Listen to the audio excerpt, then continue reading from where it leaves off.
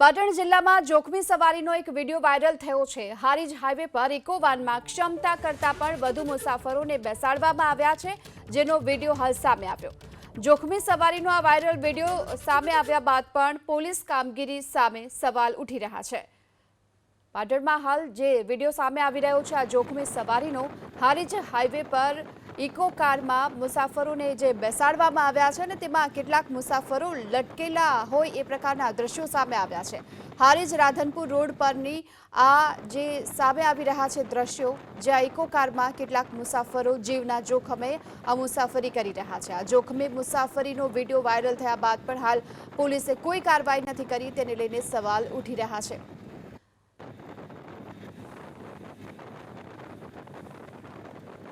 તો હારીજ હાઈવે પર જોખમી સવારીનો આ વિડીયો વાયરલ થયો છે।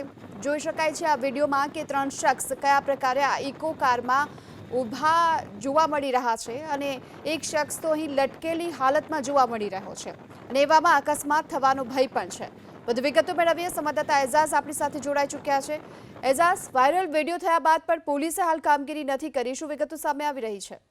જે રીતના પાટણ જિલ્લાના અંદર જ્યાં વિડીયો વાયરલ થયો છે, જે ઇકો વાહન ચાલક છે તે બેફામ ચલાવી રહ્યો છે, એટલે કે વિડીયોની જો વાત કરવામાં આવે કે હારીજથી રાધનપુર જવાનો જે હાઈવે માર્ગ છે તેના ઇકો ચાલકનો વિડીયો છે, તેમાં જોઈ રહ્યા છે કે વિડીયોના દ્રશ્યના અંદર પણ ઇકો એક બાજુથી ગીચોગીચ ભરેલી છે, ત્યારે પાછળની ભાગે 2 જેટલા પેસેન્જર પોતાના જીવના જોખમે લટકી રહ્યા છે। શાયદ એ તો મહત્વની સાથે સાથે બીજી પણ જે રીતના બીજી સાઈડની બાજુમાં પણ એક યુવક છે તે પણ લટકી રહ્યો છે। એટલે કહી શકાય કે જે રીતના યુવક જે ઇકો ચાલક છે તે પોતે એક તો બેફામ રીતે ચલાવી રહ્યો છે, સાથે પેસેન્જરના પણ જીવ જોખમમાં મૂકે છે। એટલે જે રીતના જે ઇકો ગાડી છે તે હારીજથી ત્યાંથી પેસેન્જર ભરતી હોય છે, પરંતુ ત્યાં પણ પોલીસનો પણ ટ્રાફિક પોઈન્ટ હોય છે, પરંતુ પોલીસને કેમ આ દ્રશ્યો દેખાતા નથી તેના પણ અનેક સવાલ ઉભા થઈ રહ્યા છે। એટલે કહી શકાય કે રાધનપુર હારીજ હાઈવે પર અનેકવાર ઇકો ચાલકના અકસ્માત થયા છે, તેમાં કેટલાક લોકોને જીવ ગુમાવવાનો પણ વારો આવે છે, પરંતુ જે રીતના કહી શકાય કે જે ઇકો ચાલક છે તે પોતાની મનમાની સાથે જે પૂર ઝડપને સાથે પેસેન્જરને લટકતી હાલતમાં લઈને જતો દેખાય છે, પરંતુ હજી સુધી પોલીસ દ્વારા કોઈ એક્શન લેવામાં આવી નથી।